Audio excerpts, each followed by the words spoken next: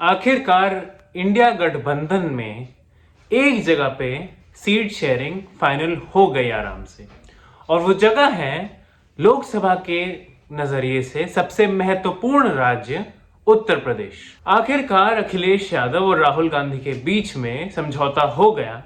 Samajwadi party ने उत्तर प्रदेश में कांग्रेस को गठबंधन में 17 सीटें दी हैं, और इसमें गांधी परिवार की कुछ खास सीटें जाहिर सी बात है इंक्लूडेड हैं, जैसे कि अमेठी जहां से राहुल लड़ते हैं, रायबरेली जहां से अभी तक सोनिया गांधी लड़ा करती थी, और साथ में बनारस भी जो प्रधानमंत्री मोदी का चुनावी क्षेत्र है वो भी कांग्रेस के खाते में जा चुका है। बाकी की 63 सीट्स जो बची हैं वहां पे समाजवादी पार्टी और अन्य दल लड़ेंगे। लेकिन आज जब अखिलेश यादव ने राहुल गांधी की भारत जोड़ो न्याय यात्रा को ज्वाइन किया और जन समर्थन बढ़ गया, जाहिर सी बात है अखिलेश उत्तर प्रदेश के बहुत बड़े नेता हैं, गठबंधन निश्चित है।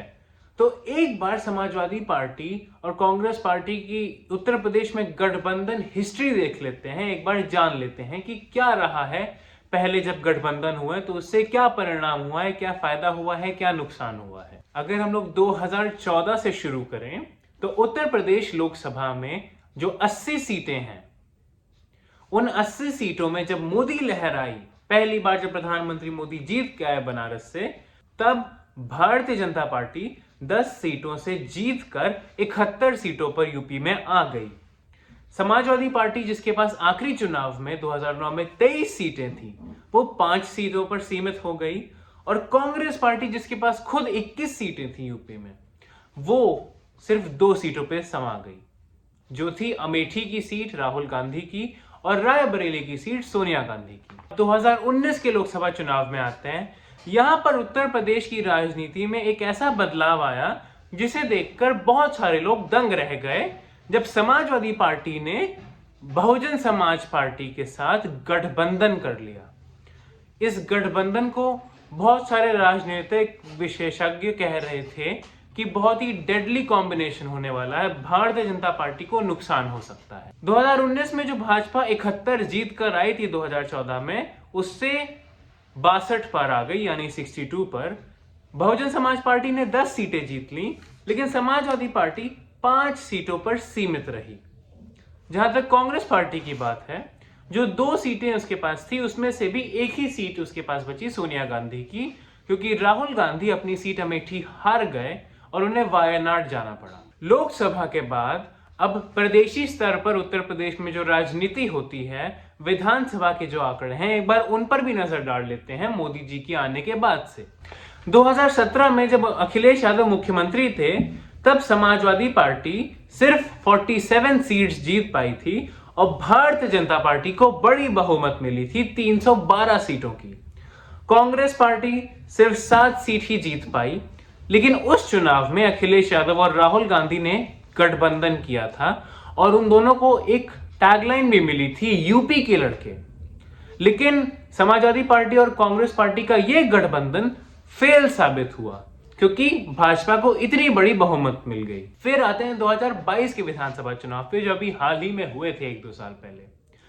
यहां पर योगी जी दोबारा जीत जाते हैं और सत्ता हासिल कर लेते हैं, लेकिन भारतीय जनता पार्टी 255 पे आ जाती है। बहुत ज्यादा गिरावट नहीं है।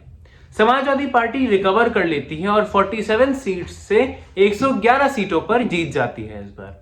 लेकिन कांग्रेस पार्टी पूरी तरीके से विधानसभा से साफ होने की कगार पे आ जाती है, जब वो सिर्फ 2 सीटें जीत पाती हैं, और इसमें वोट शेयर भी कांग्रेस पार्टी का 2-3-4% से ऊपर नहीं उठ पाता है। इसको कांग्रेस पार्टी का वाइप आउट मान सकते हैं बहुत आराम से। तो जैसा कि आपने आंकड़ों में देखा कि आखिरी बार जब अखिलेश यादव और कांग्रेस पार्टी ने गठबंधन किया था, तो किसी को फायदा नहीं हुआ था, और इस बार के विधानसभा चुनाव में जब दोनों पार्टियां अकेले गई थी, तो समाजवादी पार्टी ने रिकवर कर ली अपनी काफी सीटें, लेकिन कांग्रेस पार्टी साफ हो गई। तो कांग्रेस पार्टी उत्तर प्रदेश में है ही नहीं, मैं तो कहूंगा, क्योंकि लोकसभा में 1 सीट जीत पाए, विधानसभा में 2 सीट। तो कितनी बेकार हालत है उत्तर प्रदेश कांग्रेस की, ये आप समझ सकते हैं। इस समय उत्तर प्रदेश में भारतीय जनता पार्टी के बाद एक ही विकल्प दिखाई पड़ता है जनता को, वो है समाजवादी पार्टी, क्योंकि कांग्रेस पार्टी साफ हो चुकी है। जिस राजनीति की इस समय राहुल गांधी अपनी यात्रा में बात कर रहे हैं, जिसमें वो मोहब्बत की दुकान की बात कर रहे हैं या फिर वो कास्ट सेंसस पे जोर दे रहे हैं, ओबीसी पॉलिटिक्स में घुसने की कोशिश कर रहे हैं उत्तर प्रदेश में, उस ओबीसी पॉलिटिक्स में कितने समय से अखिलेश यादव एक दिग्गज नेता की तरह डटे हुए हैं। तो इस मामले में राहुल गांधी एक ऐसा वोट शेड तराशने की कोशिश कर रहे हैं जो ऑलरेडी बटा हुआ है प्रदेश के दो ताकतवर दलों में, समाजवादी पार्टी में और भारतीय जनता पार्टी में। तो इसमें राहुल गांधी की इस ओबीसी कास्ट सेंसस कार्ड को स्पेस कैसे मिल सकता है, ये चुनाव के बाद ही पता चलेगा। मेरा पर्सनल मानना यह है कि कुछ स्पेस नहीं मिलेगा यूपी में, जहां तक कास्ट सेंसस वाले मुद्दे पे राहुल गांधी को समर्थन देने की बात आती है। अखिलेश ने खुद भी पीडीए का फॉर्मूला बहुत पहले दे दिया था। पीडीए पिछड़े दलित अल्पसंख्यक। बाद में जब कुछ लोगों ने बोला कि इसमें वो बाकी जातियों को या बाकी कैटेगरीज को पीछे छोड़ रहे हैं, तो उन्होंने ए से अगड़ा भी बोल दिया, ए से आदिवासी भी बोल दिया, और पिछड़े दलित तो इंक्लूडेड थे ही। तो समाजवादी पार्टी खुद ही काफी समय से प्रदेश में लोकसभा के लिए पीडीए की बात कर ही रही थी, 80 हराओ भाजपा हटाओ।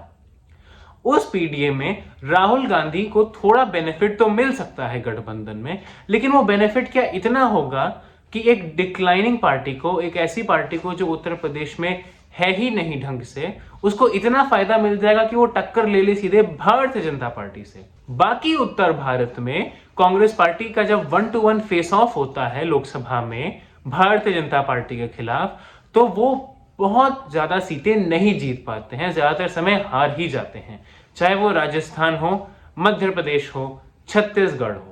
ऐसी जगहों पे जहां पे 1-to-1 फाइट होती है कांग्रेस और भारतीय जनता पार्टी में, वहां पे कांग्रेस बहुत ही बेकार तरीके से हारती है।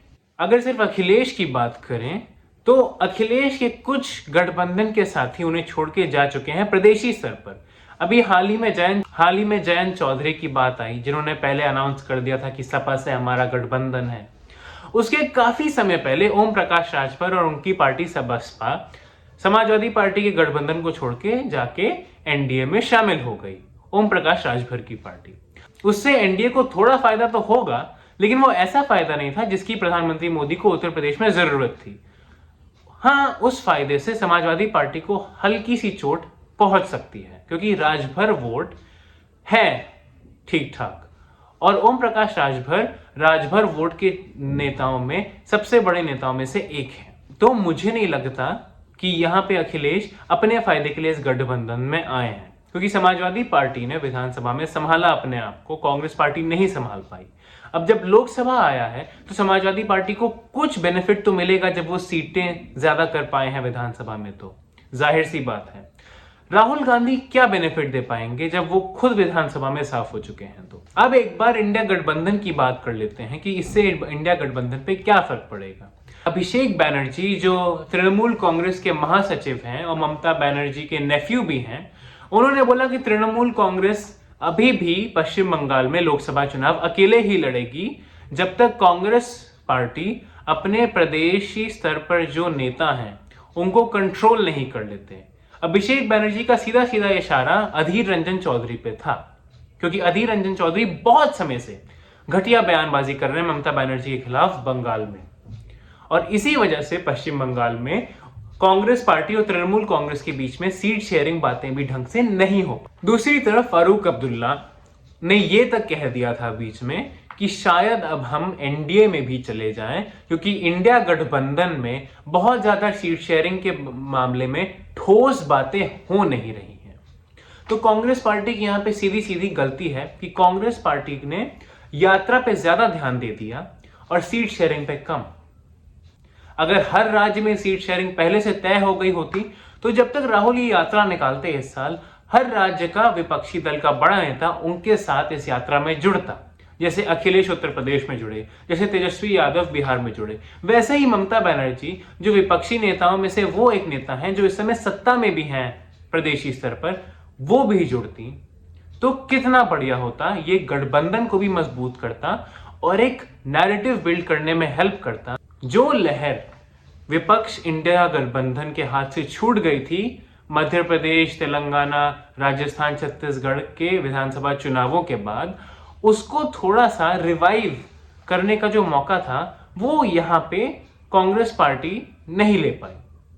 जाहिर सी बात है कि राहुल गांधी को ये चीजें शायद नहीं दिखाई पड़ती हैं, क्योंकि राहुल अपनी यात्रा के साथ आगे बढ़ते गए और सीट शेयरिंग कहीं कभी इस राज्य में टूटे, कभी उस राज्य में टूटे, लेकिन यात्रा नहीं रुकी। अब इस पे मेरा कंक्लूजन क्या है? मेरा कंक्लूजन यह है कि यहां पे विपक्षी गठबंधन में जो सबसे बड़ा दल था कांग्रेस पार्टी, उसने एक बार फिर जिम्मेदारी नहीं उठाई ढंग से। अगर राहुल भारत जोड़ो यात्रा को पहले करने के बजाय भारत न्याय यात्रा कर देते ईस्ट से वेस्ट तक, तो शायद उत्तर भारत में विधानसभा चुनाव के पहले ज्यादा बेहतर तरीके से कांग्रेस पार्टी लड़ पाती। वो सब बात भी छोड़ दीजिए, अगर खाली गठबंधन की बात करें तो कंक्लूजन यह है कि एक बार फिर चुनाव के पहले कांग्रेस पार्टी ने लापरवाही दिखाकर विपक्ष को डुबा दिया है। क्योंकि अगर ये सारी सीट शेयरिंग की बातें, जैसे मैंने पहले भी बोला वीडियो में, पहले हो गई होती तो ज्यादा आराम से चुनाव प्रचार शुरू हो सकता था, ज्यादा स्मूथनेस के साथ सारे गठबंधन की पार्टियां आपस में बात करके एक अच्छा चुनाव लड़ सकती थी, जो कि पूरी तरीके से बर्बाद हो चुका है। इस समय गठबंधन की हालत भी कुछ खास नहीं है। जहां पे सीट शेयरिंग हो भी रही है वहां पे भी कांग्रेस की बेइज्जती हो जा रही है, चाहे वो आम आदमी पार्टी के साथ गठबंधन ही क्यों ना हो। ऐसे में जब अखिलेश यादव उत्तर प्रदेश में 17 सीटें दे देते हैं कांग्रेस पार्टी को अपने मत से, तो इसमें दो पहलू नजर आते हैं मुझे। पहला तो ये कि समाजवादी पार्टी ने इतना स्पेस दे दिया कांग्रेस पार्टी को, लेकिन वो स्पेस कांग्रेस पार्टी क्या सचमुच में कैप्चर कर पाएगी? मुझे तो नहीं लगता कर पाएगी, क्योंकि विधानसभा में नहीं है, उत्तर प्रदेश में हर तरीके से चकनाचूर हो रही है पार्टी, तो वो भारतीय जनता पार्टी से फेस टू फेस लड़ाई कैसे करेगी?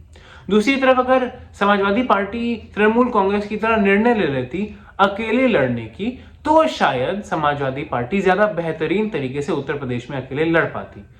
कांग्रेस पार्टी फिर भी लड़ती, लेकिन मुझे नहीं लगता कांग्रेस पार्टी के लड़ने से समाजवादी पार्टी के वोट शेयर पे उतना अंतर पड़ता। विचारधारा के मामले में इस चुनाव के बाद पता चल जाएगा कि क्या राहुल की जो इस समय जो विचारधारा निकल के आ रही है वो जनता उससे रिलेट भी कर पा रही है या नहीं, या फिर जनता अब एक अलग रास्ते पे चल रही है, एक विकसित भारत की तरफ देख रही है। जो हर्ष और उल्लास आम जनता में देखा गया था प्राण प्रतिष्ठा के बाद, उससे अगर रिलेट किया जाए तो क्या सचमुच में प्रधानमंत्री मोदी जिस एजेंडा को परस्यू कर रहे हैं कि डेवलप्ड इंडिया होगा, इतनी बड़ी अर्थव्यवस्था होगी, ये नया भारत है, ये खुद पे गौरव रखता है, उसके खिलाफ क्या अभी भी आम एजेंडा चल सकता है जो राहुल गांधी चला रहे हैं, जैसे बेरोजगारी का एजेंडा, या फिर कितनी गरीबी है इस देश में? ऐसी सब चीजें हैं देश में, लेकिन बात ये नहीं है कि राहुल गांधी झूठ बोल रहे हैं कि बेरोजगारी है।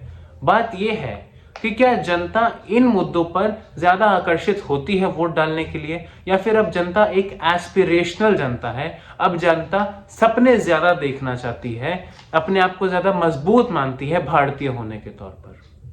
लेकिन इन सब चीजों के बीच में हमें यह नहीं भूलना है कि विचारधारा चाहे जितनी भी मजेदार, चाहे जितनी भी आकर्षक क्यों ना हो, भारतीय जनता पार्टी हिंदुत्व के एजेंडा पे वोट नहीं पा रही है, लाभार्थी स्कीमों के मुद्दों पर और विकास के मुद्दों पर वोट पा रही है। इस मामले में विपक्षी गठबंधन कैसे लड़ेगा? क्योंकि बिना सत्ता में हुए आप ढंग से कैसे ये बोल सकते हैं कि हाँ हमने ये विकास किया है या हमने ये लाभार्थी स्कीम्स जनता को अभी अभी दी है? इस मामले में विपक्षी गठबंधन बहुत बड़े बैकफुट पे है, सिवाय उन राज्यों के जहां पे वो लाभार्थी स्कीमें अपना रहे हैं, जैसे कर्नाटक हो गया, तेलंगाना हो गया, पंजाब हो गया, दिल्ली हो गया। क्योंकि इस प्रदेश में समाजवादी पार्टी ज्यादा मजबूत है कांग्रेस पार्टी से, तो यहाँ पे ज्यादा जिम्मेदारी समाजवादी पार्टी के ऊपर आ जाती है और कम जिम्मेदारी आती है विपक्ष के सबसे बड़े दल के ऊपर, यानी कि कांग्रेस पार्टी के ऊपर। तो मुझे लगता है इससे समाजवादी पार्टी को ज्यादा बोझ उठाना पड़ रहा है। कांग्रेस पार्टी को खुद का फायदा होगा कि ये तो पता नहीं उत्तर प्रदेश में, समाजवादी पार्टी को फायदा कराने की बात तो भूल ही जाइए।